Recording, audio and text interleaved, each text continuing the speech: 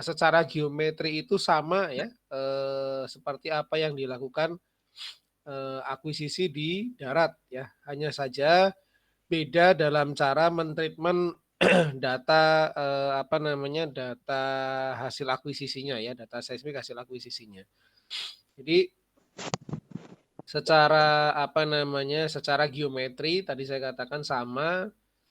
Jadi di sini ada source ya, karena dilakukan di marine berarti source-nya itu berada di dekat kapal ya. Kapal ini fungsinya untuk menarik ya rangkaian receiver ya. Kalau di laut itu apa namanya, receiver itu kita sebut sebagai hydrophone. Nah, ini receivernya itu ditarik ya karena dia bisa mengambang ya di dekat permukaan air sehingga dia ditarik ya, rangkaiannya ini ditarik oleh kapal. Nah, dan kemudian di kapal ini, di dekat kapal juga ada suatu sumber gelombang seismik ya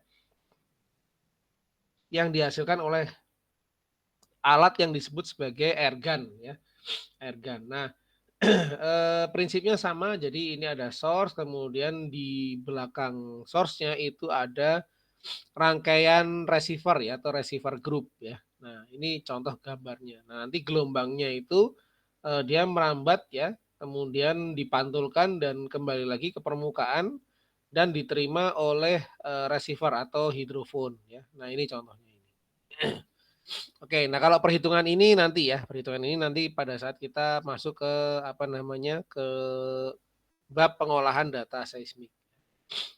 Nah, kemudian ini alat apa namanya, airgun-nya ya. Jadi airgun itu bentuknya seperti ini dipasangkan di dekat dari kapal ya. Jadi ini kapalnya itu di sini ya yang menarik rangkaian ini. Nah, dia diposisikan di dekat kapal ini ya. Nah, ini nanti kita lihat dalamnya ya. Nah, ini dalamnya kurang lebih seperti ini ya. Jadi ini ada katup ya, kemudian ada yang namanya chamber ya, ruangan tertentu. Nah ini di sekitar sini nih.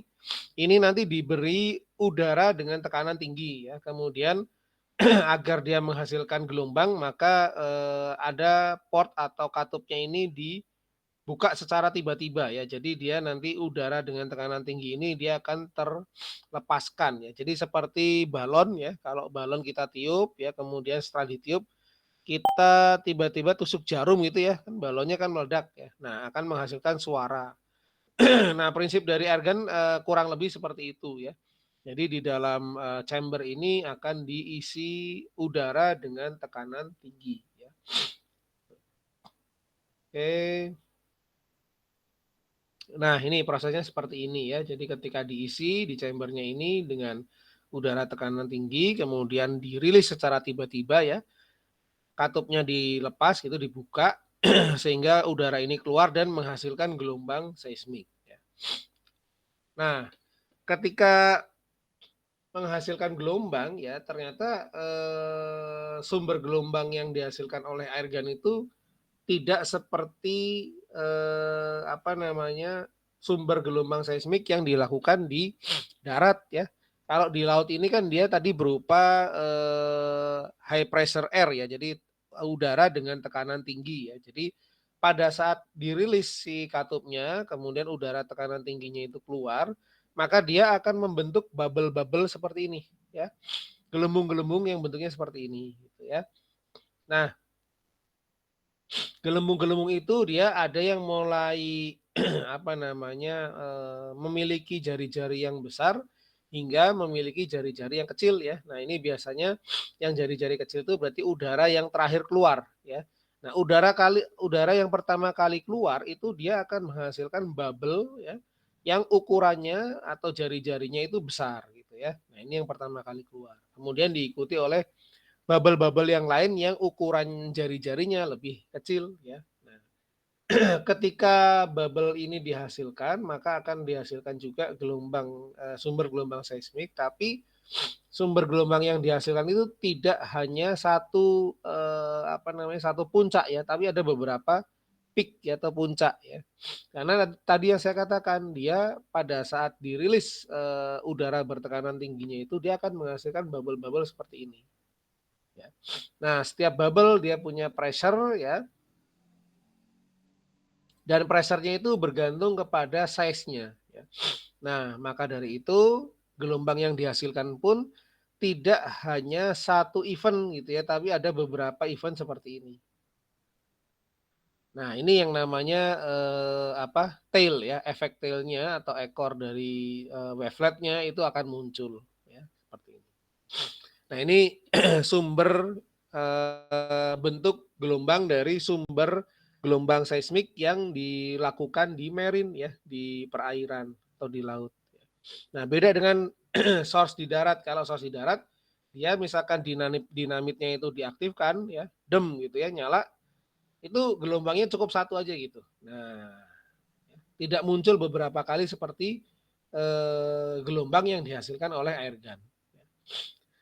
Nah, inilah perbedaan apa namanya jenis sumber yang digunakan ya untuk di laut sama di darat.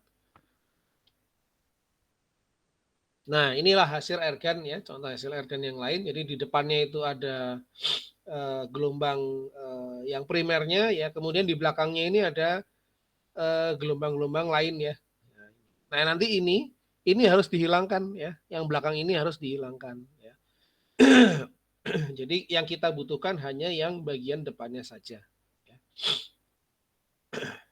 Oke, ini masih sama yang tadi ya, bubble pulsa dari energi dari bubble ya. Kalau kita plot dalam bentuk gelombang seperti ini ya, nah ini dihasilkan oleh bubble-bubble yang memiliki radius yang berbeda-beda. Ya. Nah, maka dari itu gimana cara mengatasi tadi ya perulangan yang muncul ketika kita menggunakan sumber berupa airgun. Ya. Nah, caranya adalah kita tidak hanya menggunakan satu airgun saja atau satu source saja. Tapi kalau untuk marine ya, kita akan menggunakan beberapa source ya atau beberapa airgun ya. Nah, contoh yang kalian lihat di sini kita punya yang namanya airgun array ya. Array itu artinya rangkaian ya. Nah, ini dia dipasang dengan jarak yang berbeda-beda ya. Dan volume yang berbeda-beda. Nah, harapannya gimana? Nanti dari satu bentuk sinyal yang dihasilkan oleh airgun itu nanti akan kita gabungkan ya. Gabungkan maksudnya gimana? Maksudnya adalah dijumlahkan kemudian di rata-rata. Jadi kalau kita punya beberapa sinyal seperti ini, kita jumlahkan ya, kemudian kita rata-rata, maka hasilnya nanti akan menghasilkan sinyal dengan kualitas yang lebih baik ya. Di mana yang belakangnya ini dia akan teredam ya, akan berkurang ya, berkurang. Jadi yang apa namanya yang muncul hanya yang sinyal yang depan, yang paling depannya saja. Nah, ini adalah hasil dari sinyal yang diproduksi atau yang dihasilkan dari airgun array ya, bukan single airgun, satu airgun saja. Kalau satu airgun bentuknya seperti ini, tapi kalau airgun array, jadi ini misalkan ada berapa nih? Ada 7 ya, 7-7-nya itu mulai diaktifkan secara bersamaan. Kemudian sinyal yang dihasilkan itu namanya di stack ya, atau dijumlahkan kemudian dirata-ratakan, maka hasilnya akan seperti ini. Ya, dia akan memiliki kualitas yang lebih baik ya, kualitas sinyal yang lebih baik. Nah, ini contoh airgun array ya, dia dipasang di depan sini ya. Nah, ini ada beberapa airgun yang digunakan untuk menghasilkan sinyal dengan kualitas yang seperti ini tadi ya. Yang tadinya seperti ini karena ada efek bubble. Nah, ketika menggunakan beberapa airgun ya, maka sinyal seperti ininya akan menjadi sinyal dengan kualitas yang lebih bagus ya, lebih fokusnya lebih bagus gitu. Oke, nah inilah contoh apa namanya hasil penjumlahan tadi yang saya katakan. Jadi kalau kita menggunakan beberapa airgun ya, beberapa apa namanya beberapa sumber gelombang seismik ketika kita akuisisi di laut, maka gelombang yang dihasilkan untuk masing-masing airgun itu nanti jumlahkan seperti ini ya. Ini kan dikatakan airgun array ya, berarti dia menggunakan beberapa airgun. Nah, setiap bentuk kurva itu merupakan hasil dari satu airgun ya.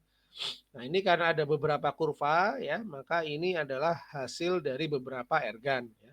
Nah, ini nanti dijumlahkan ya. Maksudnya dijumlahkan gimana gitu ya. Ya dijumlahkan secara aljabar biasa ya. Jadi di posisi time sekian misalkan ini amplitude dari airgun 1 berapa, amplitude dari airgun 2 berapa, amplitude dari airgun ketiga berapa dan seterusnya ya. Nah, ini semua dijumlahkan amplitudenya kemudian di rata-rata sebanyak jumlah airgunnya. Nah, yang depan ini kan sama ya. Gelombangnya ini yang depan itu sama. Jadi kalau kalian lihat pola gelombang yang di depan ini adalah gelombang yang memiliki fasa yang sama. Jadi dia bentuknya ya pada waktu tertentu itu sama. Sehingga ini kalau dijumlahkan ini akan saling menguatkan ya. Kalau bahasa fisika dasarnya itu adalah gelombang yang mengalami interferensi konstruktif ya. Jadi dia memiliki fasa yang sama. Nah, kemudian yang belakangnya ini dia nggak sama ya. Ada yang datangnya di awal, ada yang datangnya agak terlambat ya. Kemudian karena perbedaan itu gitu ya, ada yang datang awal dan ada yang datangnya lebih terlambat ya. Maka ketika dijumlahkan ini akan saling melemahkan ya. Bukan saling menguatkan, yang belakang ini justru akan saling melemahkan dibanding yang depan. Kalau yang depan saling menguatkan, sehingga yang belakang ini dia akan berkurang ya, sinyal yang mengalami perulangan ini akan berkurang nilainya ya. Sehingga nanti setelah dilakukan penjumlahan atau stacking kita akan mendapatkan sinyal dengan kualitas yang lebih baik ya. Nah, ini hasil penjumlahannya ya, ini hasil penjumlahannya. Jadi yang merah ini adalah hasil penjumlahan nih ya, penjumlahan dari 6 contohnya ya di sini 6 ya, 6 individual airgun ya dijumlahkan. Kemudian yang belakangnya ya ini kan hasil penjumlahan dari gelombang yang tidak sefasa ya, tidak sefasa. Jadi nilai amplitudonya lemah ya, lemah.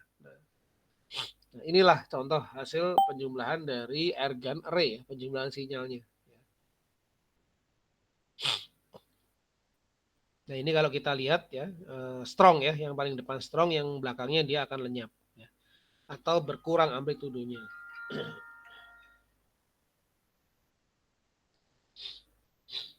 Oke, kemudian berikutnya, nah ini ya, ini apa namanya, source airgunnya ya, kalau satu airgun ya, kadang dia ada muncul beberapa kali efek ya, efek osilasi ya. Nah, ini selain dengan cara dijumlahkan tadi, kita juga bisa melakukan salah satu langkah pengolahan data seismik yang disebut dengan dekonvolusi ya. Jadi sinyal ini kita lakukan proses dekonvolusi ya, sehingga yang belakangnya ini dia akan berkurang atau hilang ya. Nah, ini sinyal hasil proses dekonvolusi. Nah, ini nanti pada saat kita melakukan pengolahan data seismik ini akan dijelaskan ya teorinya seperti apa ya. Nah, ini contoh tadi ya, apa namanya, airgun array ya. Dia akan menjumlahkan sinyal-sinyal dari semua airgun, sinyal yang dihasilkan dari setiap airgun ya. Misalkan di sini ada berapa airgun nih? 1, 2, 3, 4, 5, 6, 7, 8, 9, 10, 11, 12, 13. 13 airgun ya. Ini dijumlahkan ya semuanya. Nah, yang depan ini kan sama ya posisinya atau sefasa, maka akan saling menguatkan. Nah, ini jadinya strong ya yang depan. Sedangkan yang belakangnya ini kecil-kecil ya, dia akan saling melenyapkan. Tapi masih terlihat juga sih di sini ya beberapa ini yang masih nampak amplitudonya. Jadi ini nanti butuh pengolahan lebih lanjut dengan menggunakan proses yang disebut dengan dekonvolusi. Ya, dekonvolusi seperti yang tadi. Nah, ini ya. Nanti dia hasilnya benar-benar hilang gitu ya, benar-benar berkurang ya. Nah, itu proses dekonvolusi. Oke, kemudian, nah ini beberapa teknik akuisisi di apa marine ya. Contoh yang pertama ini vertical kabel, jadi receivernya itu dipasang secara vertikal ya di setiap titik ya. Kemudian source-nya itu ada di dekat si apa namanya kapalnya atau vesselnya ya, dekat vessel. Kemudian ada juga yang si apa namanya receiver array-nya itu atau hydrophone array-nya itu diletakkan di dekat dasar atau si bottom-nya ya atau permukaan lautnya, bawah permukaan lautnya. Nah, ini kita sebut sebagai drag array ya. Kemudian ada juga yang posisinya seperti ini ya, ada dua array. Ini answer. Kemudian ada yang menggunakan ocean bottom kabel ya. Jadi si receivernya benar-benar disimpan di atas permukaan ya. Ada beberapa array dari receiver ya. Jadi ini array pertama ya, ini array yang ini array kedua, ini array ketiga, ini array keempat ya itu dipasang di atas permukaan dari dasar lautnya ya, kemudian source-nya di permukaannya. Tapi yang umumnya dilakukan adalah yang ini ya, kita menggunakan streamer ya. Kemudian si streamernya ini apa namanya ditarik dengan sebuah kapal atau vessel ya, di mana source-nya nanti ada di sekitar atau di belakang kapal ini. Jadi ini umum atau sering dilakukan ya, yang paling akhir ini. Nah, streamer itu apa sih? Streamer itu adalah receiver array ya, tapi dia jumlahnya ada banyak ya. Jadi ada beberapa apa namanya array ya. Jadi ini array pertama, misalkan nih dari sini array pertama, kedua, ketiga, keempat, kelima dan seterusnya ya. Jadi dia ada beberapa array. Nah, ini nanti data yang dihasilkan itu berupa data 3 dimensi ya, 3 dimensi dari data seismik ya. Jadi nanti bentuknya cube ya setelah hasil akhirnya. Oke ya, ini yang umum dilakukan.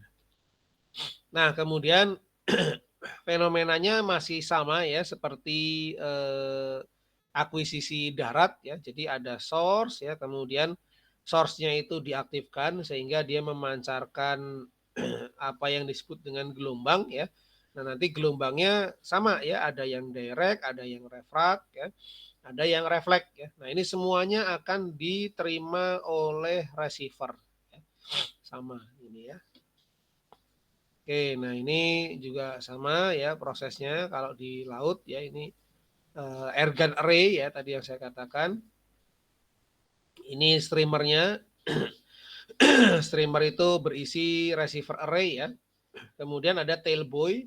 Tailbuoy ini fungsinya untuk menjaga posisi dan arah dari streamer ya.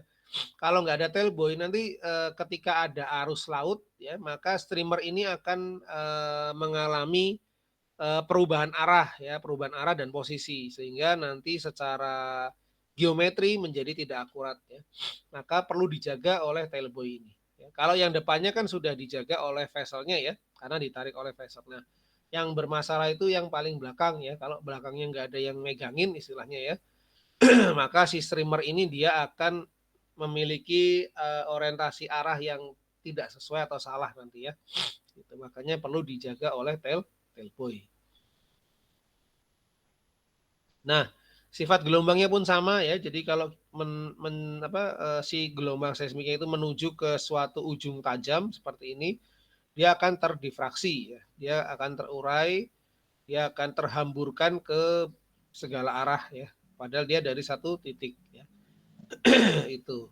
Kemudian, nah ini polanya sama ya, polanya sama. Jadi nanti ada direct ya, ada refleks ya hasil. Nah, kalau yang melengkungnya seperti ini dihasilkan karena adanya pola difraksi. Tadi yang difraksi ini yang saya jelaskan ini ya.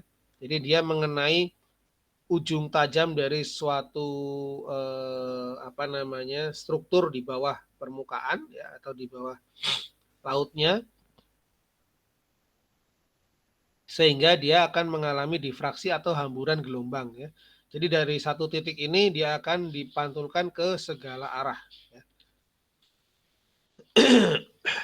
Nah, hasil rekamannya nanti bentuknya seperti ini ya, event-event difraksi itu seperti ini. Oke, kemudian nah ini ada juga menggunakan apa namanya marine vibrator ya untuk source-nya. Nah, ini seperti yang kemarin akuisisi di seismik darat ya. Kita juga ada alat yang menghasilkan gelombang chip ya. Namanya apa ya kemarin ya? Saya lupa itu kalau yang di darat.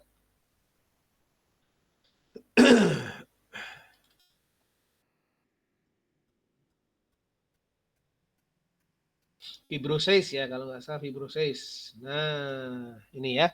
Ini kan kalau yang di darat kemarin ya, kita menggunakan fibrosis ya, kemudian source-nya itu berupa bentuknya itu truk ya, truk kemudian di tengahnya truk ini ada apa namanya vibratornya ya untuk menghasilkan gelombang chip ya. Gelombang chip itu apa sih? Gelombang chip itu adalah gelombang yang dia memiliki rentang waktu yang agak lama ya. Kemudian di dalam rentang waktu tersebut gelombang yang dihasilkan itu memiliki perubahan frekuensi ya.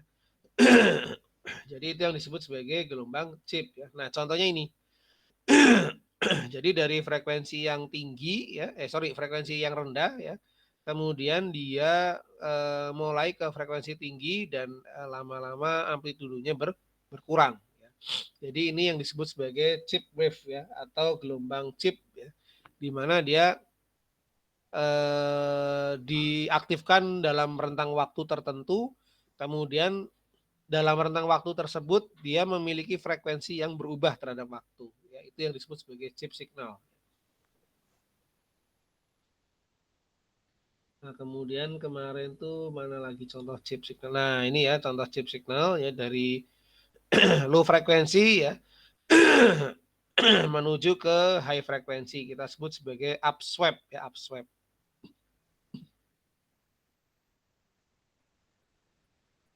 Oke, sebentar ya.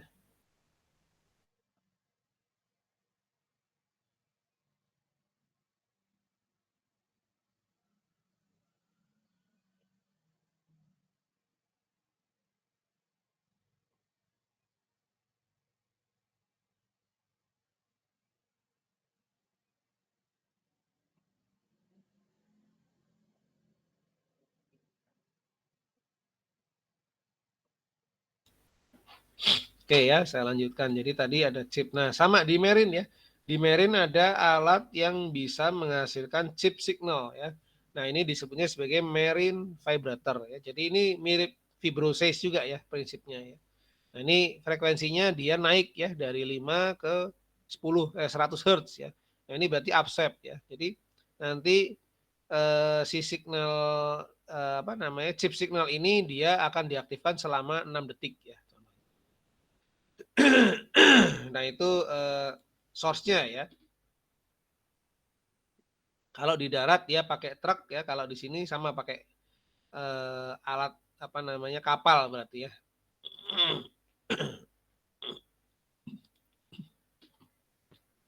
Nah, kemudian receiver-nya ya, receiver. Kalau kemarin kita bicara receiver yang ada di darat ya, itu kita menggunakan geofone ya.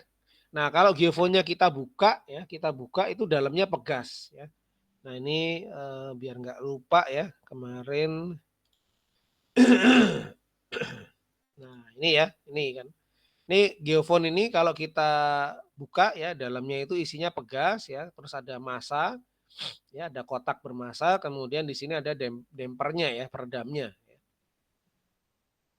Nah, kalau di laut ya, itu sensor geofon dia apa namanya di dalam geofon itu ada semacam sensor ya, namanya sensor piezoelektrik ya, sensor piezoelektrik ya. Maksudnya seperti apa sih sensor piezoelektrik ini?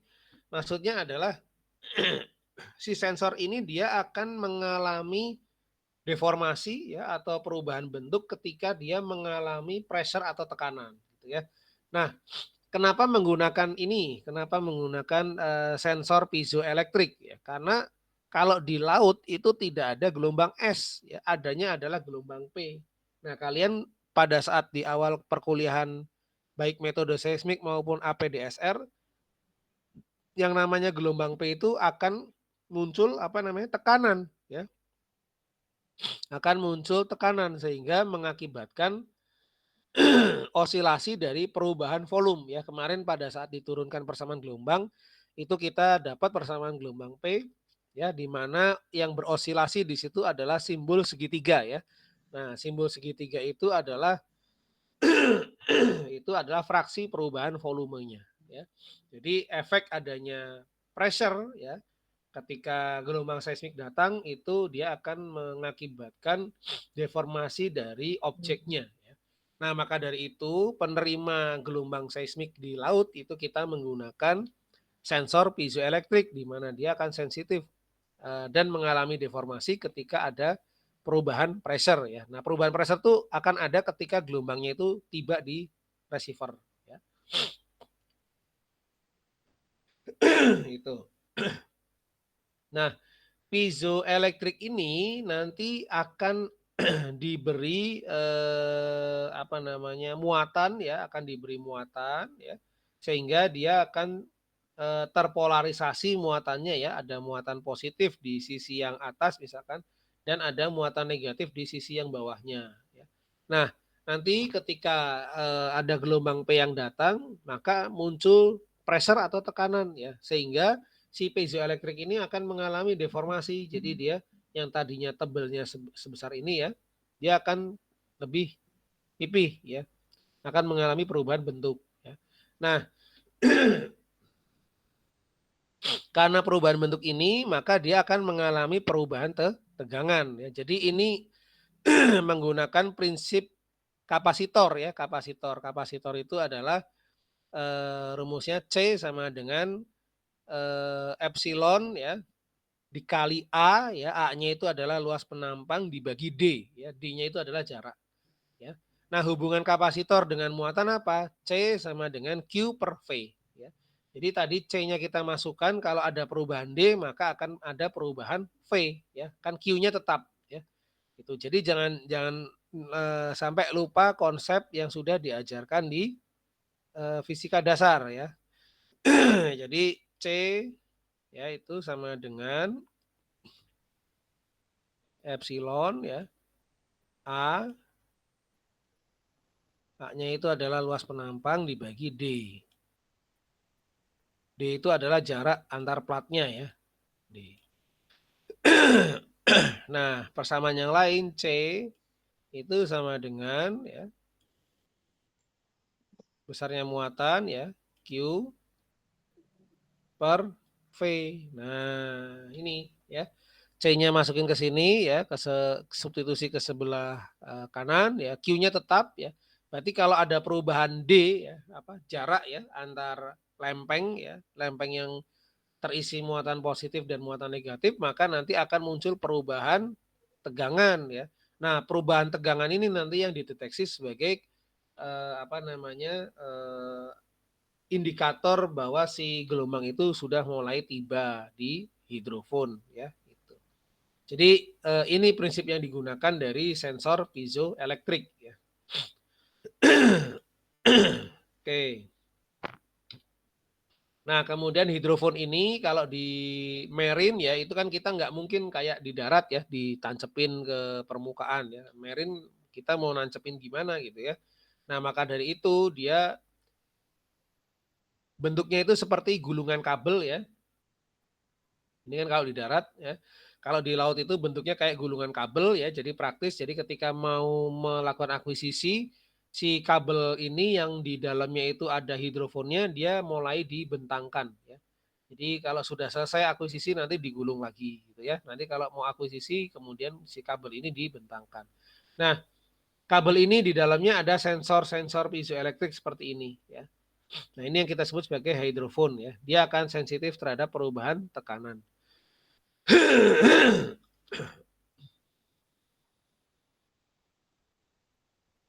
Oke, kemudian nah ini contohnya ini ya. Jadi kabel streamernya itu dibentangin ya ke belakang ya. Kemudian ini kabelnya ya, sini kan connect ke sini ya. Kemudian di depan sini dipasang source ya. Nah, kemudian ini ada bagian-bagiannya tadi tailboy ya. Tailboy itu untuk menjaga posisi kan ya, menjaga posisi agar arah dan posisi dari si streamer, kabel streamer itu tetap sesuai desain geometri yang dilakukan gitu ya. Jadi jangan sampai dia meleset dari desain geometri yang diinginkan gitu ya. Nah, kemudian selain ada tailboy ya, ini kita perlu ada istilahnya kayak sayap kecil gitu ya. Nah, ini di sini dan di sini ya. Itu fungsinya untuk apa? Fungsinya untuk mengatur kedalaman ya. Jadi biar nggak tenggelam ya, tapi juga biar nggak terlalu dekat dengan permukaan gitu ya. Kalau dia terlalu dekat dengan permukaan, maka dia akan banyak merekam gelombang permukaan laut ya. Jadi dia dipasang pada depth tertentu di mana kondisi airnya itu tenang. Gitu. Maka di bagian streamer ini perlu ada suatu komponen yang kita sebut sebagai depth controller ya. Jadi ini fungsinya untuk mengatur kedalaman. Nah, ini bentuknya seperti sayap ya. Sayap yang dia bisa naik turun ya, seperti apa? Kalau kalian lihat pesawat itu ada sayap yang bagian belakang ya yang disebut dengan elevator ya. Nah, itu fungsinya seperti itu ya, mengatur tinggi rendahnya dari posisi si streamer ya.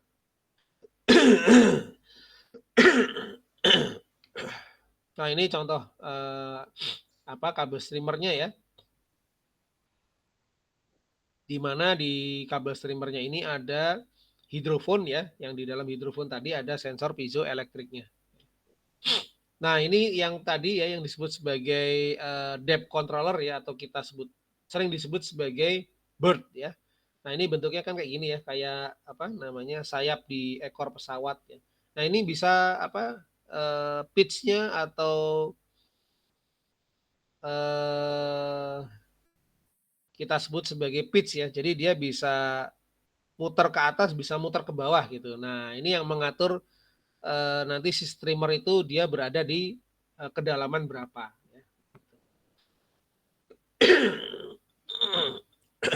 Oke, ini bird ya tadi. Fungsinya untuk mengatur kedalaman, kemudian nah ini tailboy ya, tailboy. Ini kalau lihat tailboy ini bentuknya seperti kapal juga ya, tapi di sini ada GPS-nya ya, sehingga dia bisa memberikan informasi ya ke operator bahwa si streamer itu memiliki posisi yang sudah tepat gitu ya, kurang lebih seperti itu gitu. Nah, ini kita bisa lihat ya, tailboy ini kan jauh sekali dari kapal ya, dari vesselnya ya. Nah, ini karena ini dipasangnya di paling belakang. Nah, ini processing room-nya ya. Nah, processing room ini fungsinya sama seperti yang kemarin ya. Kalau di darat itu ada namanya recording track ya. Nah, di processing room ini di sini fungsinya untuk melihat kualitas data yang dihasilkan ya. Jadi untuk QC. Kalau misalkan datanya kurang bagus ya, maka akuisisi di Marine tersebut akan dilakukan pengulangan ya, sampai mendapatkan kualitas data yang baiknya. Nah, ini prinsip dari piezoelektrik tadi ya. Kapasitor ya. Kemudian ada perubahan D ini karena ada pressure ya, sehingga perubahan D ini akan mengakibatkan perubahan voltage atau tegangan ya, tegangan. Nah, perubahan tegangan itu nanti yang dideteksi sebagai waktu tiba dari gelombang seismik yang ada di Marine, yaitu gelombang P. Jadi di Marine ini tidak ada S ya, itulah bedanya Marine dan darat ya. Kalau darat kemarin S masih bisa merambat ya, kalau Marine itu S tidak bisa. Kenapa? Karena modulus geser dari air atau fluida itu bernilai 0 ya, sehingga kalau rumus kecepatan gelombang S apa? Vs sama dengan akar mu per rho kan ya. Nah, mu-nya 0 maka Vs-nya 0. Sehingga untuk seismic marine ini tidak ada gelombang S.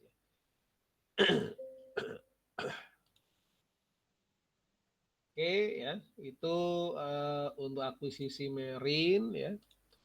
Nah, sekarang kita mulai masuk ke pengolahannya ya, pengolahan dari data seismik ya.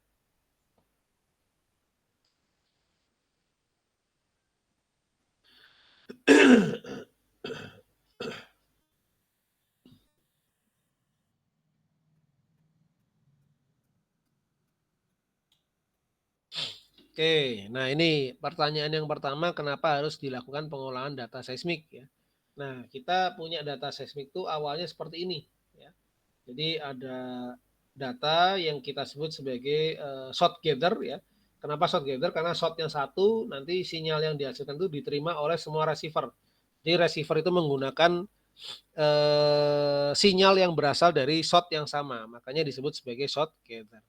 Kemudian nanti kita ingin dari data yang seperti ini ya kan, ini nggak kelihatan ya mana reflektornya, kemudian bentuk reflektornya seperti apa gitu ya. Nah, kita ingin nanti itu bisa ngelihat kondisi reflektornya ya, batas lapisannya seperti apa gitu ya. Kemudian interpretasi lebih lanjut nanti patahan-patahan yang terjadi seperti apa gitu ya. Nah, kita ingin seperti ini nantinya tuh. Nah, maka biar jadi ini ya, dari sini biar jadi ini, itu kita harus melakukan pengolahan data seismik ya. Jadi ada step-stepnya di dalam pengolahan nanti ya, yang akan menghasilkan data yang lebih bersih seperti ini dan bisa diinterpretasi dengan baik ya.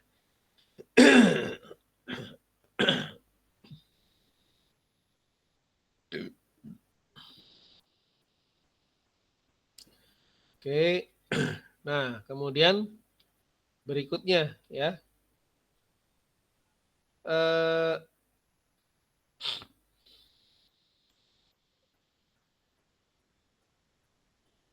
apa itu seismic trace ya? Nah, seismic trace itu adalah ini ya.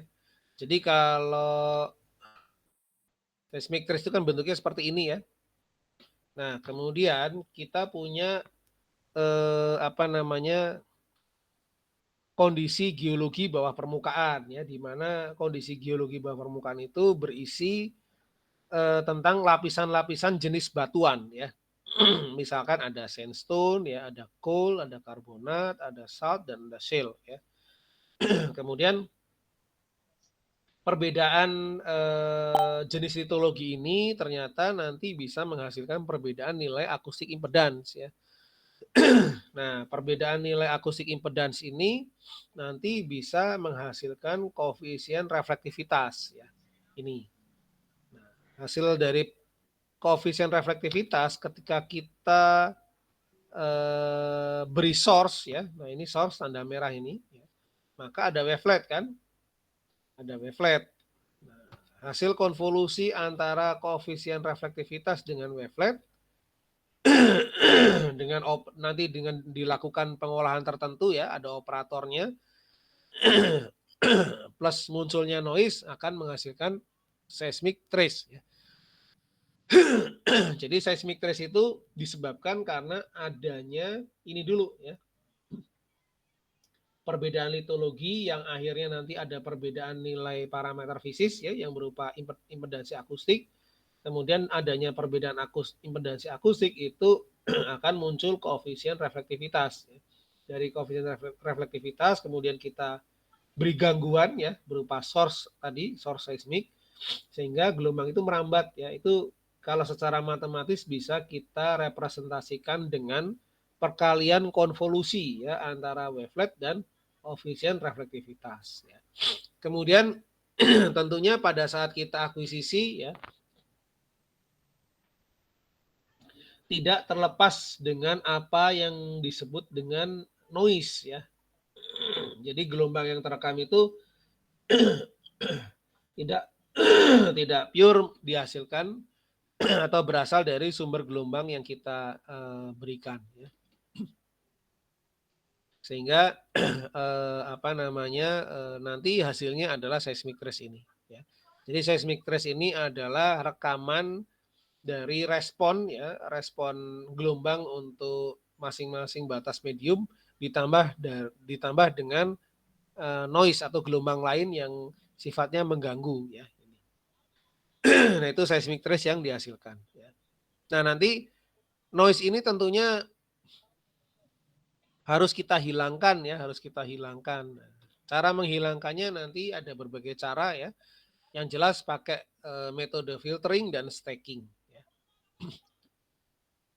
Nah, ini kemudian untuk menguatkan sinyal nanti kita bisa menggunakan apa yang disebut dengan deconvolution. Nah, ini sedikit review ya tentang perkalian konvolusi ya. Nah, ini konvolusi itu rumusnya adalah sebentar ya. Saya geser. Ini ya, konvolusi fungsi f dikonvolusi dengan fungsi g ya, dua-duanya sebagai fungsi waktu. Itu sama saja integral ya, fungsi f pada t ya, kemudian dikali fungsi g pada saat t min tau ya, kemudian diintegralkan terhadap d tau ya ini. Jadi ini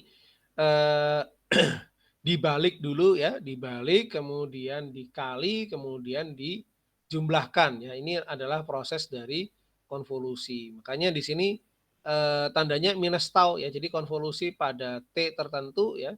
Jadi kan ini digeser ya pada t tertentu gitu ya. Nah, kemudian dibalik kan salah satu fungsinya. Nah, makanya di sini minus ya, minus.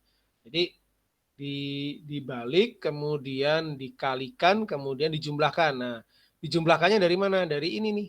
Ada simbol integral. Berarti dia adalah ada proses penjumlahan. Nah, inilah proses konvolusi ya, proses konvolusi yang dilakukan. Jadi ketika kita konvolusi pada t tertentu, pada tau tertentu ya, tau tertentu, maka hasilnya adalah hasil penjumlahan dan perkalian kemudian pembalikan ya. Jadi kita balik dulu. Kenapa kita balik dulu? Karena di sini kita kali dengan fungsi g yang ada minus t-nya, minus tau-nya ya. Berarti itu dibalik dulu ya. Kita balik, kita kalikan, kemudian kita jumlahkan ya. Kenapa dijumlahkan? Karena ada fungsi integralnya. Ya.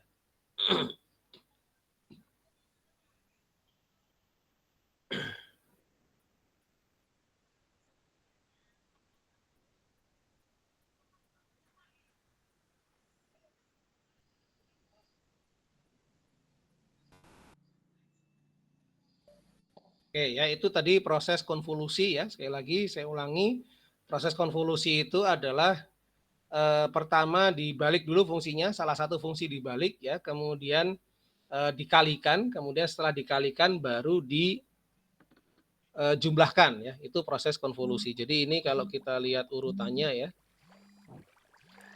Nah, ini ya contohnya ya. Jadi konvolusi antara fungsi f dan fungsi g ya. Jadi fungsi g-nya itu dibalik dulu ya, kemudian dikali, kemudian dijumlahkan. Nah, hasil konvolusinya itu adalah kurva yang warna hijau ini ya. Warna hijau ini adalah hasil konvolusinya. Nah, ini berhubung apa namanya fungsi g-nya ataupun fungsi f-nya itu bentuknya kotak ya, maka proses pembalikannya tidak terlalu terlihat ya. Nah, ini contoh yang lain ya. Ini yang bawah ini adalah fungsi Gaussian ya, fungsi Gaussian. Jadi ada fungsi Gaussian G dan fungsi Gaussian F ya. Kemudian kita lakukan konvolusi ya. Nah, ini. Nah, hasil konvolusinya itu sama-sama berupa fungsi Gaussian ya. Sama-sama sebagai fungsi Gaussian. Nah, kalau yang tadi yang kotak ya, yang kotak maka hasil konvolusinya itu adalah ini ya, apa namanya, berbentuk trapesium ya, fungsi hasil konvolusinya. Tapi kalau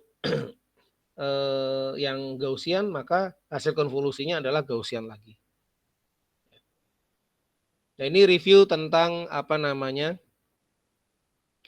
proses konvolusi ya. Tentunya ini sudah diajarkan di mata kuliah yang lain yaitu analisis sinyal geofisika atau ASG.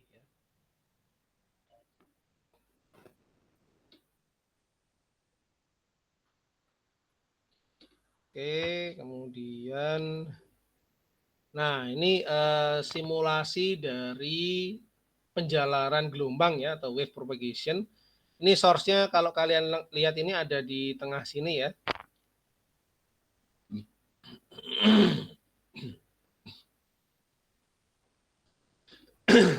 Nah, ini enggak jalan lagi ya. Oke, nah, ini ya. Jadi source-nya diaktifkan, maka gelombang merambat ke segala arah ya. Ada yang ke atas, ada yang ke bawah ya. Yang ke atas itu upgoing, bawah downgoing. Yang ke bawah maupun ke atas sama-sama dipantulkan ya. Karena ini batas atas ya, berarti antara medium ini dan medium di atasnya ada perbedaan jenis ya. Kemudian ini ada perbedaan jenis medium yang lain ya di kedalaman 30 ya. Jadi baik gelombang yang ke atas ya, upgoing maupun yang downgoing, dua-duanya akan dipantulkan ya, akan dipantulkan. Nah, kemudian ini ada head wave ya. Ini ada head wave ya, kemudian ini ada gelombang transmisi yang bawah nih ya. Ini yang ditransmisikan. Ini saya rasa sudah diberi ini ya penjelasan pada saat awal-awal kemarin ya, sama ya ini ya. Nah, ini kemarin tadi ya, ini geometrinya bagaimana kita melakukan akuisisi di marine ya, sama dengan di darat ya. Intinya ada source, kemudian ada receiver ya, kalau di laut berupa geophone ya, kemudian nanti ada jaraknya dari setiap receiver ke source-nya. Nah, kemudian kita masuk lagi ke seismik darat ya, seismik darat atau land seismik. Itu gelombang kan dihasilkan dari sumber gelombang ya, yang berupa kemarin kita bisa menggunakan dinamit, bisa menggunakan vibroseis ya. Nah, ini kan dia dipasang di posisi tertentu, misalkan di sini. Misalkan kita menggunakan dinamit ya, berarti kita pasang di posisi tertentu dan dia harus dimasukkan ke dalam hole ya, atau ditempatkan di kedalaman tertentu. Nah, kemudian gelombang itu mulai diaktifkan ya. Sumber gelombangnya diaktifkan sehingga si source dari gelombang tersebut dia akan menghasilkan gelombang seismik ya, itu. Nah, gelombang seismik itu ketika dia merambat ya, ketika dia merambat dari dari sumber ya, dari sumber ke penerima atau receiver itu dia itu banyak gangguan ya. Ketika dia merambat itu dia banyak gangguan. Jadi tidak serta-merta merambat begitu saja mulus tanpa gangguan terus nyampe di receiver, tidak ya. Ternyata pada saat dia merambat itu banyak sekali gangguan ya, sehingga menguras energi gitu ya, menguras energi sehingga energi yang sampai di sini itu lemah. Nah, itulah hal yang dialami oleh gelombang seismik tadi ya. Nah, gangguannya itu apa saja gitu ya. Nah, yang pertama, pada saat dia diaktifkan ya, diaktifkan, maka gelombang itu dia akan dipancarkan ke segala arah ya. Jadi ketika sumber gelombangnya itu diaktifkan ya, gitu ya. Nah, itu si gelombang itu dia tidak hanya dihasilkan pada satu arah tertentu ya, tapi dihasilkan ke semua arah ya, di mana muka gelombangnya itu berbentuk permukaan bola ya. Berarti dia akan dihamburkan atau akan dipancarkan ke segala arah ya. Nah, kemudian kalau gitu berarti energinya gimana? Nah, dari awal energinya sudah terbagi-bagi ya. Karena kan ada yang arahnya ke sana, ke sana, ke sana, ke sana, ke sana dan semuanya ya, ke semua arah. Berarti energinya itu dia akan terbagi-bagi ya. Nah, maka pada arah tertentu ya pastinya dia energinya akan menjadi lebih kecil dibandingkan energi di awal, titik awal sini ya. Gitu. Nah, kemudian ketika dia nyampe ke batas batas lapisan ya, batas lapisan. Nah, lagi-lagi ya, lagi-lagi energinya dibagi lagi, ada yang dipantulkan ya, dipantulkan ke atas ya, ada yang diteruskan. Nah, dari sini energinya terbagi lagi ya. Jadi ada partisi energi ya, untuk yang gelombang pantul dan ada yang gelombang transmisi ya. Ini gelombang transmisi. Kemudian setelah itu ada juga yang dihasilkan untuk gelombang refraksi ya, contohnya ini. Nah, ini dia akan merambat pada bidang batas lapisan ya, bidang batas lapisan. Kemudian diterima di receiver. Kemudian setelah dia terbagi di di bidang batas tadi ya, ternyata dia selain terbagi ya, dia mengalami pantulan beberapa kali. Nah, ini yang kita sebut sebagai multiple ya. Jadi setelah dia dipantulkan itu ternyata ada sebagian energi gelombang yang nggak terus ke sini semuanya. Ya, jadi ketika dipantulkan ya, nyampe ke bidang batas lagi. Nah, ini di sini dia tidak semuanya ke atas ya. Ternyata nyampe di sini dibagi lagi ya. Ada yang dipantulkan ke bawah, kemudian ada yang diteruskan ke atas gitu. Nah, berarti kan di sini dia mengalami pembagian, di sini dia mengalami pembagian. Nah, ini sudah makin kecil kan. Di sini dibagi untuk yang transmisi dan refleksi. Pas dia masuk ke reflektor yang lebih dalam, dipantulkan di sini ya, di posisi reflektor yang sama dia dibagi lagi. Ada yang turun lagi ke bawah, ada yang terus naik ke atas gitu ya. Jadi mulai dari sini dia merambat, yaitu sudah dibagi ke segala arah. Pada bidang batas dia dibagi antara refleksi dan transmisi. Pas dia naik dibagi lagi refleksi dan transmisi gitu ya. Nah, setelah itu pada saat dia naik, ternyata dia melewati lapisan yang kecil-kecil. Nah, dia di sini terbagi-bagi lagi ya. Namanya ini short period multiple ya. Kalau ini tadi multiplenya antar reflektor atau batas lapisan yang besar. Nah, di sini multiplenya itu terjadi antara batas reflektor yang kecil-kecil ya. Nah, di sini jadi timbul refribrasi ya. Beberapa kali pantulan tapi kecil. Nah, kalau yang ini beberapa kali pantulan tapi besar ya. Nah, ini yang short period multiple. Nah, di sini energinya juga mulai terkurangi lagi ya. Terpakai lagi untuk short period multiple. Nah, selain dia short period multiple, ternyata dari mediumnya sendiri ya, dari medium lapisan batuannya itu dia memiliki sifat atenuasi. Nah, di sini ada yang namanya Q faktor ya. Jadi Q faktor itu adalah parameter dari suatu medium ya, di mana seberapa besar sih medium itu akan menyerap energi atau melemahkan energi. Ya. Nah, itu ada parameter yang kita sebut sebagai quality faktor. Ya. Jadi ketika quality faktornya itu rendah, ya, maka atenuasinya tinggi. Ya. Tapi ketika quality faktornya tinggi, maka atenuasinya rendah. Ya, itu nilainya berkebalikan, gitu ya. Nah, ini yang disebut dengan Q faktor. Ya. Nah, selain tadi terbagi ya karena ada efek spherical divergence ya disebar kemana-mana, maka ketika dia melalui medium dia juga ada disipasi atau penyerapan energi yang disebabkan karena medium itu bersifat atenuasi ya. Jadi gelombang itu ketika lewat medium dia juga bisa melemah ya, melemah atau dia mengalami loyo ya. Nah, loyonya itu biasanya karena ada fluida atau karena ada pori batuan batuan yang berpori gitu ya yang terisi fluida. Nah, itu nanti di situ akan melemahkan gelombang ya.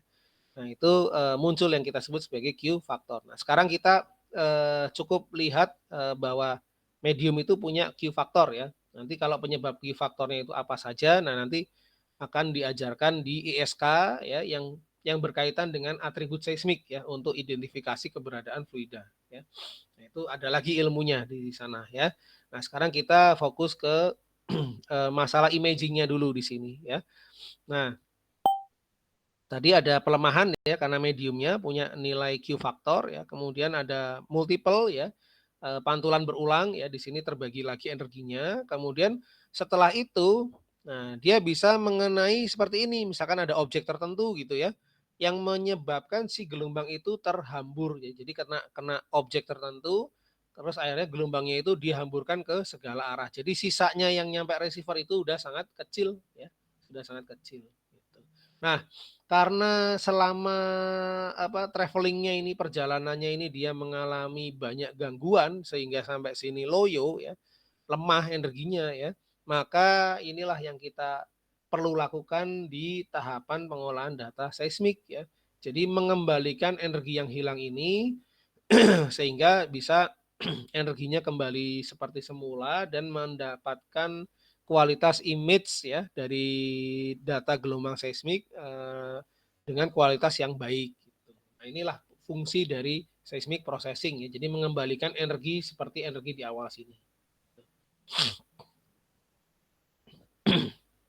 Nah, makanya nanti pada saat kita melakukan pengolahan data seismik ya, itu ada yang namanya koreksi-koreksi ya. Tujuan koreksi itu ya ini, mengkoreksi energi-energi yang hilang. Terus ada filtering ya.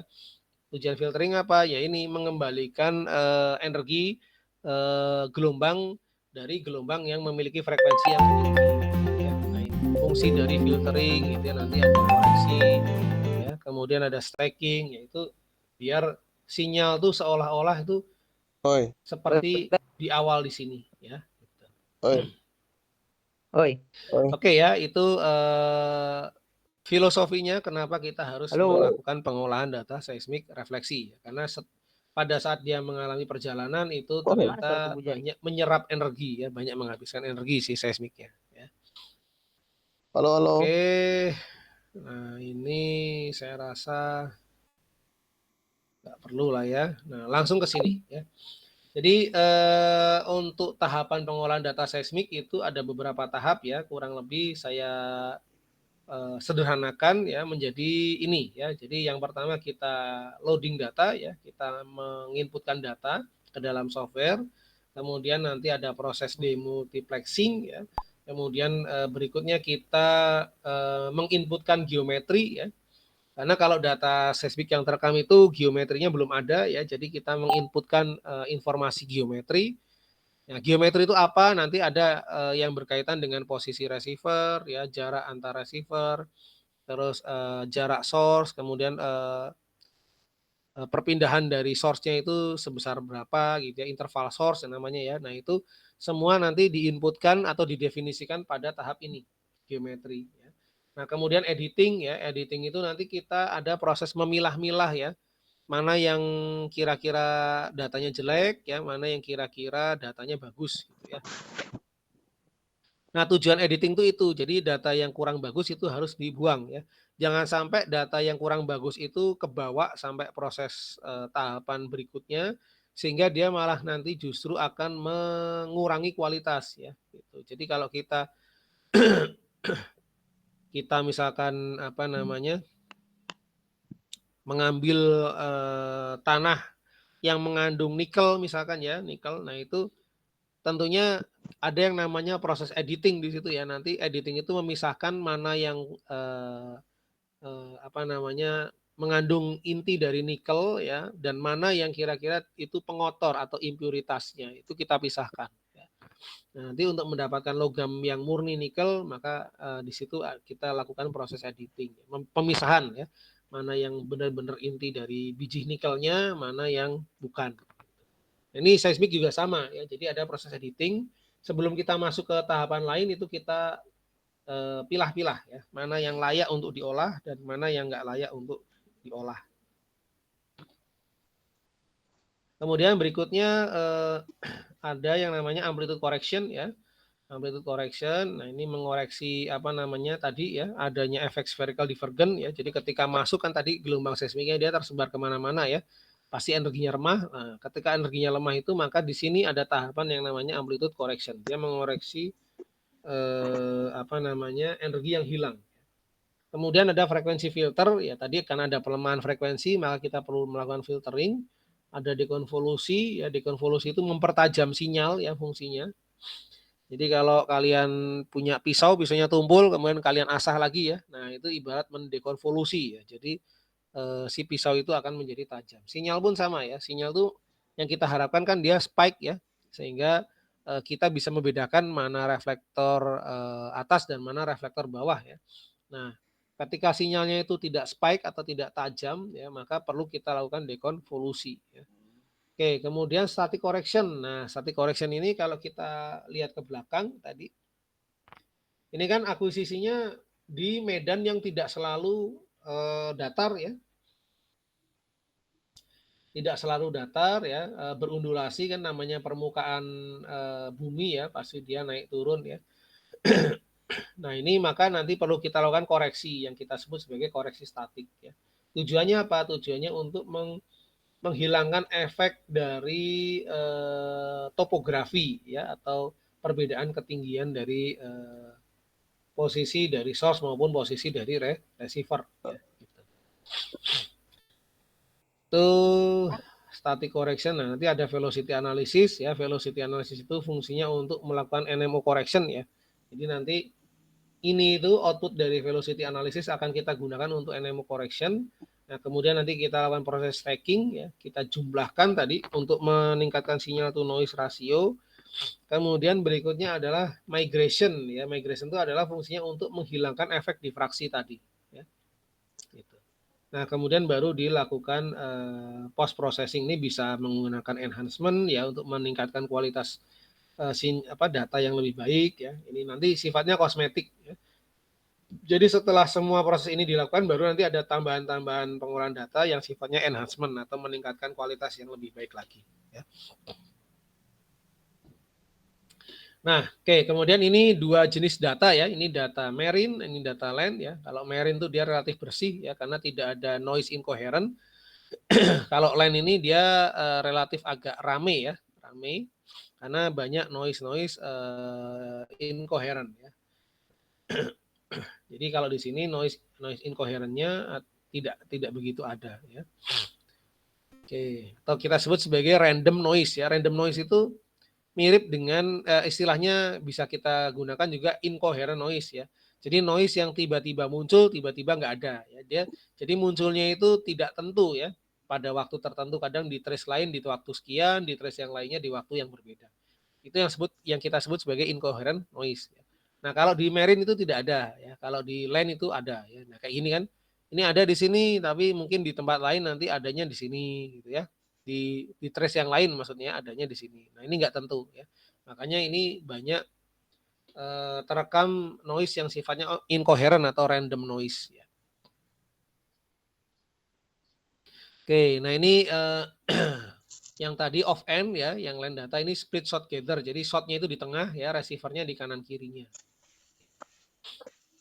Oke. Nah, kemudian event dari seismik ya, ini sudah dibahas di pertemuan sebelumnya ya, ada direct, ada reflect ya. Kemudian ada refract juga ya, head wave. Ini ketika terjadi sudut kritis atau critical angle ya, sehingga menghasilkan head wave. Kemudian ada bentuk hiperbolik yang lain, bisa jadi ini adalah multiple ya. Multiple itu tadi yang gelombang refleksi, tapi yang refleksinya tidak hanya sekali ya, dia berulang-ulang kali dipantulkan. Nah, ini kita sebut sebagai multiple. Nah, ini kalau dipantulkan 2 kali ya berarti dia first multiple. Kalau dipantulkan 3 kali berarti dia second multiple. Ya. Kemudian di sini kita lihat juga ada tren yang memiliki kemiringan yang curam ya. Ini kita sebut sebagai ground roll ya. Dia velocity-nya sangat rendah ya. Maka ini adalah ground roll ya. Dia frekuensinya juga rendah ya. Nah, dia merambat di permukaan ya. Nah, ini kalau dalam view 3 dimensinya kurang lebih seperti ini ya. Ini ada direct ya, langsung dari source ke receiver. Kemudian ini ada pantulan beberapa kali ya, lebih dari sekali ini, 2 kali. Nah, ini multiple, kemudian yang pantulan sekali ini adalah refleksi. Ya, ini yang akan kita olah ya, refleksi. Kemudian ada yang mengalami refraksi, ini kita sebut sebagai head wave ya. Jadi nanti kita akan mengambil yang ini saja, yang primary ya. Yang primary ini yang kita ambil, yang kita olah. Yang lain ini selain primary kita anggap sebagai noise dan harus kita hilangkan ya, kita hilangkan. Dihilangkan itu bukan berarti tidak ada manfaatnya ya, tapi kita tidak akan memanfaatkan itu untuk metode yang sekarang gitu. Jadi nanti kalau metode refraksi ya berarti kan kita ngambilnya yang refraksinya saja, gitu kan? Tapi kalau kita metodenya seismik refleksi ya berarti kita ambil yang refleksinya saja gitu. Yang lainnya kita hilangkan gitu ya. Jadi itu geometri dari sinyalnya ya. Dan kemudian kita masuk ke demultiplexing ya. Jadi demultiplexing itu intinya seperti ini ya. Jadi awal data diakuisisi itu yang diambil adalah nilai amplitudo di setiap geofone ya. Jadi diambil di amplitudo di setiap geofone itu Yang pertama ada A1, ada B1. Ini nilai ya, cuman saya simbolkan dengan huruf gitu ya. Jadi kalau A1 itu berarti geofon A pada waktu pertama gitu ya. Kemudian ada B1 berarti nilai amplitudo pada geofon B pada waktu pertama, dan seterusnya. C dan D berarti pada geofon C dan D gitu ya, pada waktu pertama. Nah, data seismik awal mula direkam itu bentuknya adalah data multiplex data ya, seperti ini. Jadi geofon pada time amplitudo pada time pertama, kemudian amplitudo pada time kedua, amplitudo pada time ketiga, dan seterusnya gitu ya. Nah, ini amplitudo pada time pertama itu dikumpulkan dari semua geofon gitu ya. Nah, kemudian kalau kita lakukan demultiplexing, artinya apa? Demultiplexing itu adalah mengumpulkan sinyal-sinyal pada geofon yang sama. Jadi ini geofon A, ada geofon A2, ada sinyal A3 dan seterusnya. Ini kita kumpulkan jadi satu ya. Jadi ini ada A1, A2, A3, A4 dan A5 dan seterusnya sampai A9. Jadi ini adalah sinyal pada waktu pertama, sinyal pada waktu kedua, sinyal pada geofon A pada waktu ketiga, sinyal pada geofon A pada waktu 4 dan seterusnya sampai sinyal pada geofon A pada waktu ke-9 gitu ya. Jadi ini dikumpulin. Nah, yang B pun sama, yang C juga sama, yang D juga sama. Jadi nanti kalau kita susun ya, data demultiplex ini nanti bentuknya adalah bentuk trace seismik seperti ini ya. Jadi di geofon A berarti ada amplitude pertama, amplitude kedua, amplitude ketiga dan seterusnya ya. Jadi ini adalah waktu ya, atau sampel ya, sampel pertama, sampel kedua gitu ya. Nah, demultiplex itu ya. Jadi dari data multiplex yang di mana data multiplex itu dikumpulkan berdasarkan sampelnya ya, dia nggak peduli mau dari geofon manapun, pokoknya dikumpulkan berdasarkan sampel. Jadi sampel pertama ya A1, B1, C1, D1, A2, B2, C2, D2 gitu ya. Ini dikumpulkan berdasarkan sampelnya. Nah, kalau demultiplex itu dikumpulkan berdasarkan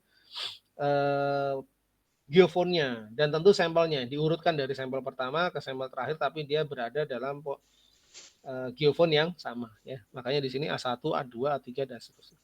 Ini kalau kita susun, maka kita plot ya, maka kita akan mendapatkan trace-nya. Oke. Kemudian itu tadi demultiplex ya. Kemudian berikutnya geometri ya. Kita masuk ke definisi kalau di geometri ini. Nah, mereview kembali ya, kalau gelombang seismik itu adalah gelombang yang dimana ketika melewati bidang batas ya, itu dia mengikuti prinsip dari penjalaran gelombang pada bidang batas, yaitu hukum Snellius ya. Jadi ini ada yang dipantulkan, ada yang ditransmisikan ya. Yang dipantulkan itu bisa berupa gelombang S ya dan P gitu. Jadi yang datang satu misalkan P, nanti yang dipantulkan itu bisa S dan P. Kemudian yang ditransmisikan juga sama ya, bisa S dan bisa P. Nah, ini hubungan antara sudut pantul, sudut transmisi itu dijelaskan oleh hukum Snellius ya ini ya. Nah, silahkan nanti kalian baca lagi ya hukum Snellius. Nah, ini jangan sampai lupa ya, kayak gini itu, ini kan basic konsep ya. Kemarin saya beberapa kali menjadi penguji ya pada saat sidang seminar hasil ya. Yang seperti ini masa lupa gitu kan ya kan, sangat disayangkan ya kalian lulusan geofisika, di mana geofisika itu erat kaitannya dengan gelombang gitu ya. Nah, itu masa lupa yang kayak gini ya, itu sangat disayangkan sekali gitu ya. Jadi ini konsep dasar ya, kalian harus ingat gitu ya. Nah, yang berkaitan dengan konsep penjalaran gelombang. Oke, nah kemudian yang pertama kita masuk geometri dari shot atau tembakan ya. Nah ini kalau kita punya shot kemudian kita punya receiver ya, maka shot ini punya koordinat ya, kita sebut sebagai shot position ya, S ya. Kemudian kalau kita punya receiver sama ya, kita berarti punya koordinat receiver ya. Punya koordinat receiver yang kita sebut sebagai receiver position. Nah,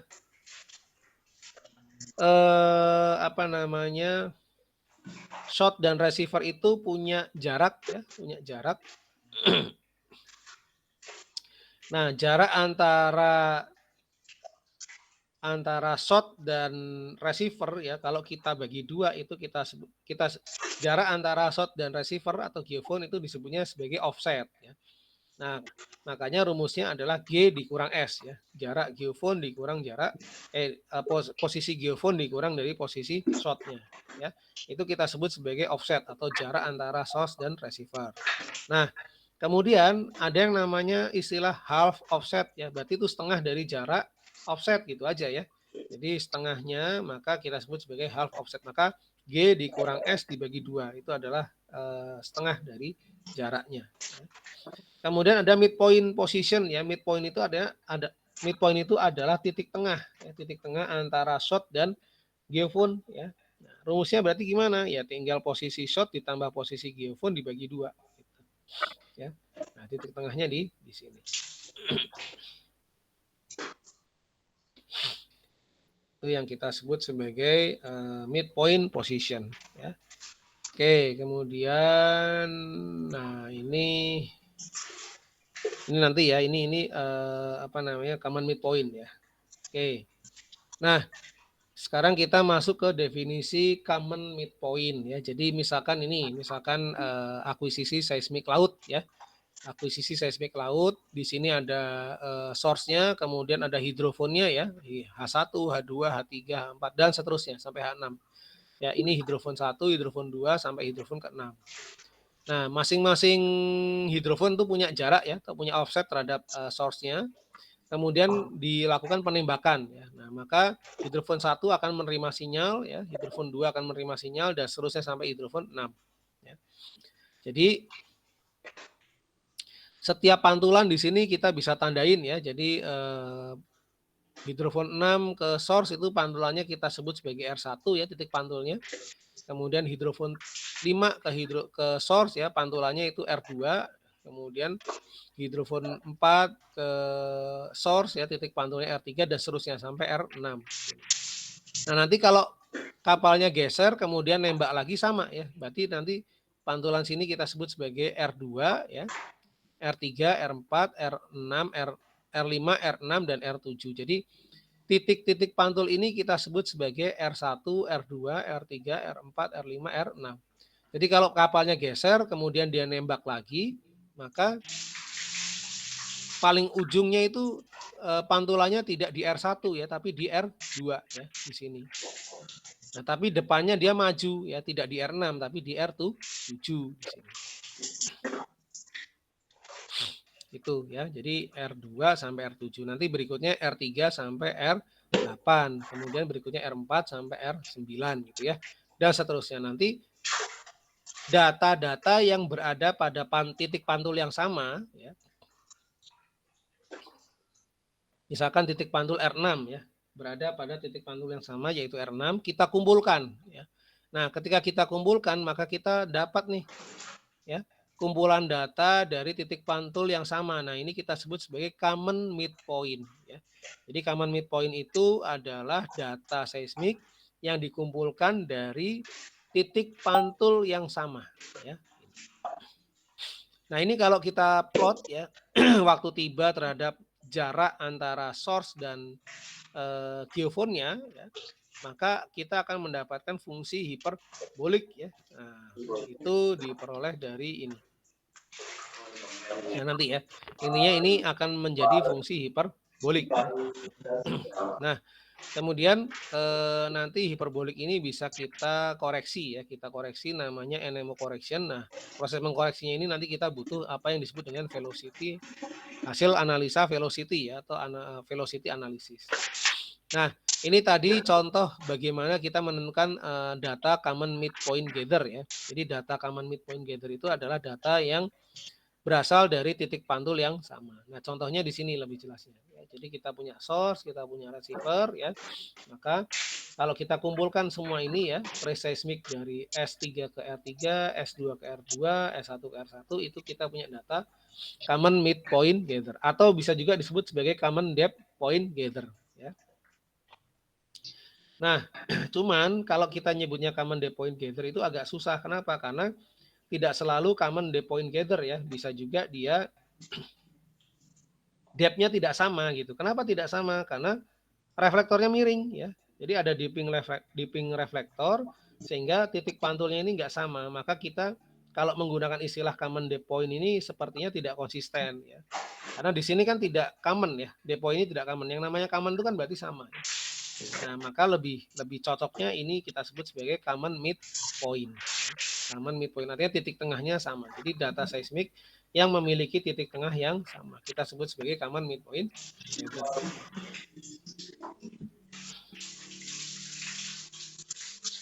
Oke, nah ini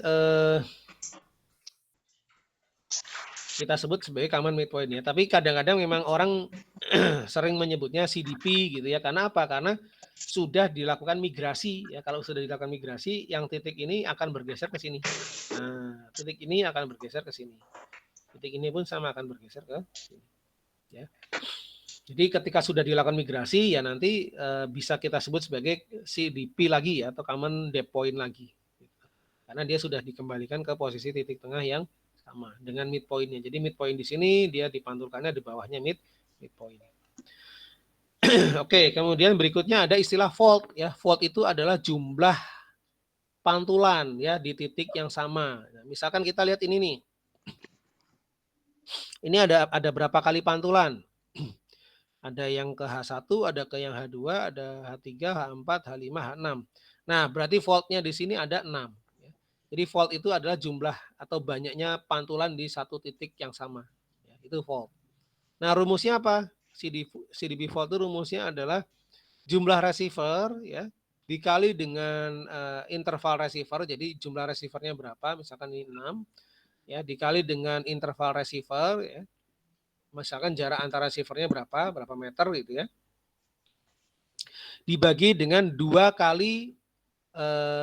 dikali dengan interval tembakan ya. Jadi dia nembak setiap berapa meter gitu. Misalkan di sini nembak kemudian geser ke sini baru nembak. Nah, ini pergeseran shotnya ya dari tembakan pertama ke tembakan berikutnya itu berapa. Nah, itu kita sebut sebagai shot interval.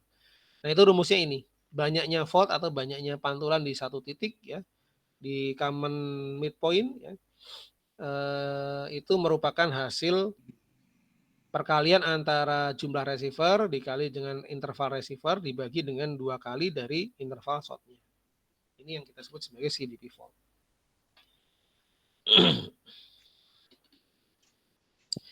Oke ya, itu rumusnya ya. Nah, ini contohnya ya. Jadi kalau misalkan ini kita secara visual dulu ya. Jadi ini tembakan pertama ya. Tembakan pertama direkam oleh receiver pertama, kedua, ketiga, dan keempat. Terus geser, tembak lagi gitu ya. Tembak.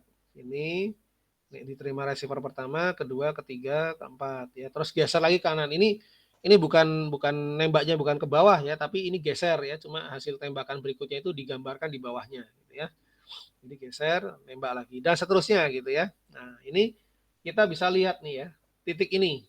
Nah, titik ini itu dipantulkan berapa kali di titik sini. Nah, dia dipantulkan 2 kali kan dari tembakan pertama dan tembakan kedua ya berarti ini faultnya 2 ya, 2 fault.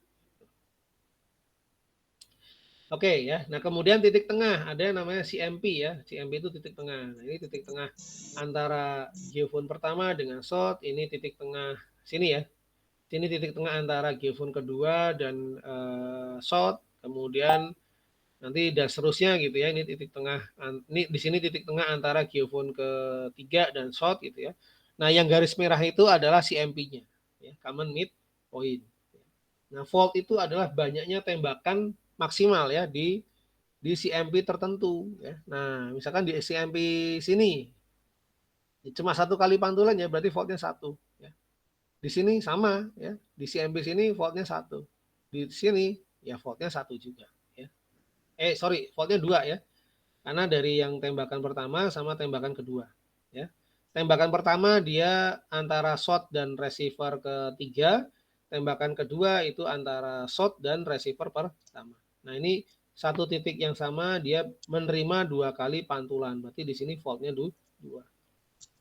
Itu ya. Ini jadi fault itu jumlah pantulan pada titik yang sama, pada titik pantul yang sama.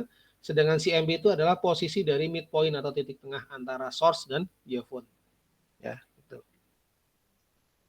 Nah, ini contoh yang lain ya. Ini tadi kan interval tembakannya satu jarak dengan near offset ya, jarak terendah dari receiver ke shot ya. Nah, kalau ini agak jauh ya, gesernya agak jauh nih. Dari sini kemudian geser ke posisi receiver kedua ya. Geser. Nah, ini kita lihat nih, satu CMB berapa voltnya. CMB sini cuma satu kali tembakan ya, berarti satu ya CMB-nya. Voltnya satu. CMB sini voltnya berapa ini? Cuma satu kali pantulan ya, satu. Sini satu juga. Jadi semuanya satu ya. Ini satu, satu, satu. Ya, gitu. Nah, ini bisa dua volt. Kenapa ya? Karena tembakannya agak geser, agak dekat ya. Dengan intervalnya lebih rendah dibandingkan yang lainnya. Itu ya. Jadi volt itu adalah banyaknya pantulan di satu titik midpoint yang sama. Ya, itu definisi volt. Nah, midpoint itu adalah titik tengah antara source dan geophone. Ya. Oke, nah nanti kalian bisa lihat konfigurasi untuk akuisisi data seismik refleksi ya. Ini yang apa namanya? Yang pertama kalian bisa lihat ya. Yang A ini adalah shot gather, common shot gather ya. Nah, ini kenapa dikatakan common shot gather? Karena di sini shot yang digunakan itu satu ya, dipakai rame-rame ya. Receivernya rame-rame, shotnya satu, maka disebut sebagai data shot gather ya, atau common shot gather. Nah, bawahnya yang B. Yang B ini kita lihat nih, yang rame-rame apanya nih? Yang rame-rame adalah receivernya ya. Shotnya banyak. Nah, ini kita sebut sebagai common receiver gather ya, common receiver gather. Jadi kalau ini trace-nya satu, kalau ini trace-nya ada 6 sesuai dengan jumlah receivernya ya. Ini trace pertama, trace kedua, trace ketiga, 4, 5 ke 6. Kenapa 6 ya? Karena receivernya ada 6. Nah, ini trace-nya berapa? 1 karena receivernya 1, shot-nya yang banyak ya. Nah, kemudian berikutnya receivernya banyak, shot-nya banyak, receivernya banyak. Jadi apa ini? Nah, kita lihat yang sama apa? Titik tengah. Oh, titik tengah berarti common mid point gather ya. Jadi ini titik tengahnya yang sama. Walaupun shotnya banyak, receivernya banyak, tapi titik tengahnya sama ya, kita sebut sebagai common mid point gather. Nah, terus ini yang D. Yang D ini kalian bisa lihat yang sama apanya nih? Yang sama adalah jarak antara source dan receivernya ya. Jadi antara source dan receiver yang ini jaraknya sekian. Ini sama. Nah, ini kita sebut sebagai common offset gather. Ya. Jadi data yang memiliki offset yang sama. Ya. Itu kita sebut sebagai common offset gather. Oke. Nah, ini masih yang sama tadi ya. Cuma bedanya mungkin kalau ini kan ideal ya, reflektornya itu lurus horizontal. Kalau ini reflektor miring ya. Nah, ini miring. Ini reflektornya miring ya. Kemudian, nah tadi common depoint tidak bisa dikatakan common depoint kalau belum dimigrasi ya, karena depointnya itu tidak sama di sini ya. Oke. Nah, kemudian ini adalah stacking chart ya. Stacking chart itu adalah gambar dari geometri akuisisi data seismik ya. Jadi ini mau darat ataupun mau laut, ini stacking chart itu tetap aja sama ya. Nah, maksudnya gimana stacking chart itu? Jadi stacking chart itu adalah hasil pergeseran geofon ya. Jadi kalau kita punya sumbu X dan sumbu Y ya, sumbu X-nya itu adalah short ya, sumbu Y-nya adalah short, sumbu X-nya adalah receiver ya, posisi receiver atau G, sedangkan sumbu Y-nya itu adalah posisi short ya. Maka titik-titik ini adalah titik-titik receiver ya. Nah, pada saat tembakan pertama ya, berarti titik-titik ini berada pada posisi geofon berapa aja di sini ya. Ini, sini, berarti ngelihatnya dari sumbu X-nya. Kemudian shot-nya kita lihat di sini, dia memotong sumbu Y pada sumbu Y berapa. Nah, ini adalah posisi shot-nya. Nah, kemudian dia nembak kan geser ya, geser misalkan ke kanan ya, geser ke kanan. berarti kan kalau kita plot lagi berarti posisi shotnya itu geser ya, posisi giveaway-nya geser, maka kita gambarkan titik-titiknya itu di atasnya. Jadi kalau kalian lihat lagi yang ini, nah ini ya, ini kan titik-titik receiver nih, 1, 2, 3, 4 ya, ini shotnya. Nah ini kan kalau setiap nembak kan berarti kan shotnya geser ke sini ya, receivernya juga geser ke kanan. Ini geser, receivernya juga geser, ini geser, geser gitu ya. Maka kalau kita plot jadi ini. Nah ini, titik-titik ini. Ya, jadi titik-titik ini. Nah kemudian titik-titik ini kalau kita tarik garis ya, garis X ya, berarti dia adalah posisi shotnya. Ya. Jadi shotnya itu lama-lama geser ke kanan ya, geser, geser, geser. Nah ini ada disimbolkan dengan sumbu Y ya untuk pertambahan posisi dari shotnya. Kemudian geofonnya pun akan mengalami pergeseran. Nah ini ditandakan dengan sumbu X ya, sumbu X itu yang menyatakan posisi dari geofon atau receiver. Ya. Karena dia geser ke kanan ya mengalami perubahan posisi ya berarti ada perubahan nilai G-nya ya, berarti dia geser ke kanan. Nah, ini kalau diplot bentuknya jajar genjang ya seperti ini. Nah nanti kita bisa tarik garis ya, bisa tarik garis misalkan garis 1 dulu ya, garis 1. Ya ini ya, garis 1 itu berarti yang lurus horizontal ya. Baik ini ataupun yang bawahnya pokoknya garis horizontal. Nah, garis 1 itu adalah kumpulan data-data yang berasal dari shot yang sama. Tahu dari mana? Ya karena dari ini kalau kita tarik ke sini kan dia memotong sumbu Y.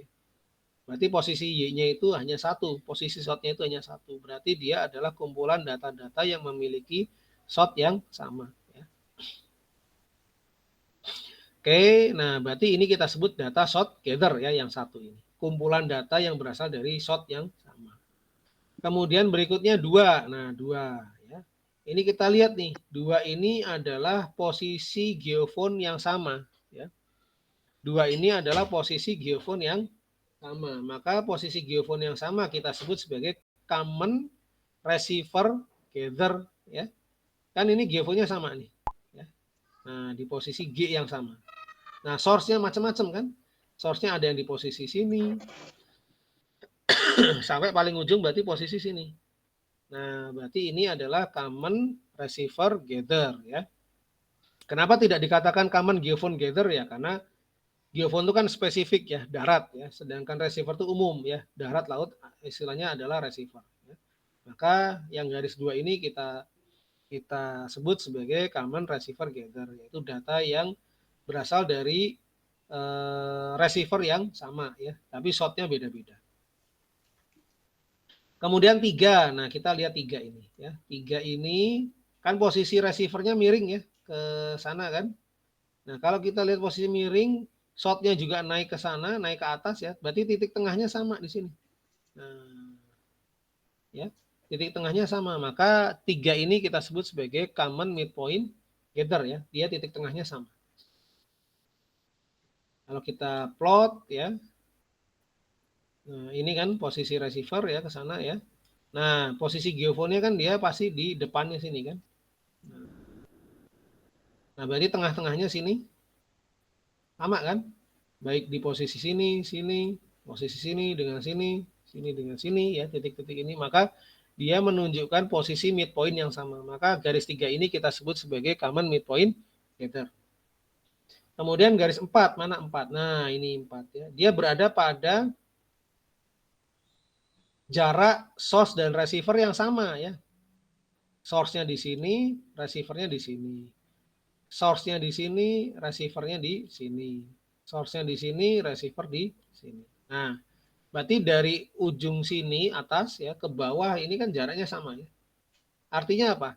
Artinya ini adalah data dengan jarak receiver source yang sama. Nah, kita sebut sebagai data common offset gather ya. Nah, inilah yang kita sebut sebagai stacking chart ya. Kemudian berikutnya apa lagi ya tadi? 4, 5 garis 5 mana garis 5? Nah, ini garis 5 ya. Nah, garis 5 itu bentuknya miring ya, miring ke sana. Nah, ini kita itu sama saja melihat posisi midpoint yang sama ya. Jadi garis 5 itu adalah posisi midpoint yang sama. Kalau kita plot tadi, nah ini ya, ini kan kalau kita teruskan ke sana berarti dia posisi di sini. Kemudian kita plot lagi, ini geser ke sana. Astagfirullah. Ya, saya hapus dulu. Kita plot di tempat yang lain ya. Misalkan di titik yang sini ini, nah sederet ini gitu ya. Nah, ini ke sana berarti ini titik tengah yang sama lagi sini ya. Nah, berarti setiap ada garis midpoint ini akan selalu memotong ini kan. Nah, ini motong sini. Ini motong sini. Jadi dia memotong pada sumbu yang kita sebut sebagai sumbu midpoint. Nah, sumbu midpoint ini kita sebut sebagai common midpoint stack ya. Jadi satu titik ini ya, satu titik ini itu adalah gabungan dari data beberapa receiver dengan midpoint yang sama. Nah, kita sebut sebagai common midpoint stack atau CMP stack garis 5 ini ya. Nah, itu apa namanya diagram stacking ya atau stacking chart ya. Untuk memahami bagaimana geometri akuisisi itu dilakukan ya. Oke, kemudian nah ini gambaran apa namanya detailnya ya. Yang tadi kan kalian lihatnya seperti ini. Nah, ini itu dihasilkan dari ini ya. Jadi ini source-nya ya, ini receiver array-nya gitu ya. Nah, ini source-nya di sini nembak diterima oleh receiver. Kemudian geser ke sini ya, tembakannya geser ya. Kemudian ini receiver-nya. Ini nembak lagi, ini receiver-nya ya. Jadi ini tembakan pertama, tembakan kedua, tembakan ketiga dan seterusnya. Ini kan kalau disusun kan jadi bentuknya seperti yang ini kan. Nah, seperti ini ya. Jadi titik-titik ini adalah posisi receiver-nya. Nah, source-nya itu di depannya ya. Nah, di sini di sebelah kanannya. Nah, ini pun sama ya, di sebelah kanannya sini.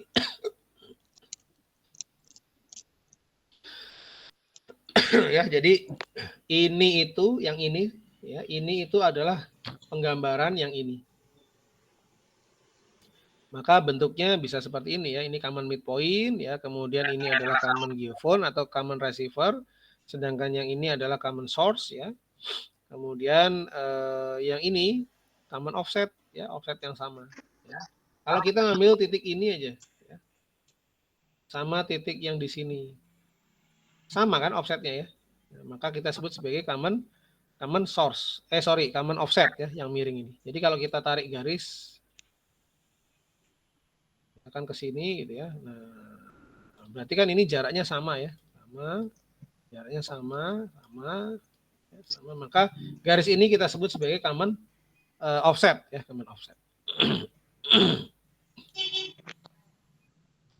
Oke ya, jadi ini digambarkan dalam bentuk stacking chart ini ya. Jadi nanti setiap garisnya itu bisa ditandai ya secara geometri apakah dia common receiver atau common offset ya atau common source ya. Oke, bisa juga common midpoint ya. Nah, ini yang sama tadi ya. Jadi setelah kita ini ya, setelah kita gambarkan proses akuisisinya, maka kita plot ya.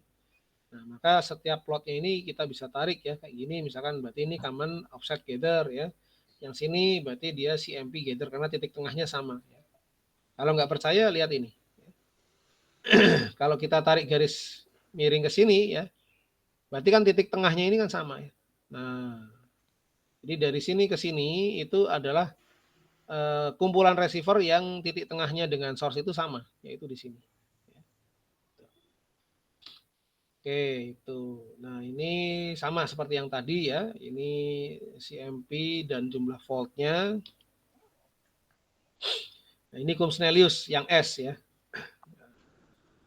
Saya rasa yang S ini tidak perlu lah ya, tidak perlu. Kita nanti akan cukup membahas untuk pengolahan data seismik yang P-nya saja ya. Oke. Mungkin itu saja ya untuk pertemuan hari ini. Silahkan kalau ada yang ditanyakan ya.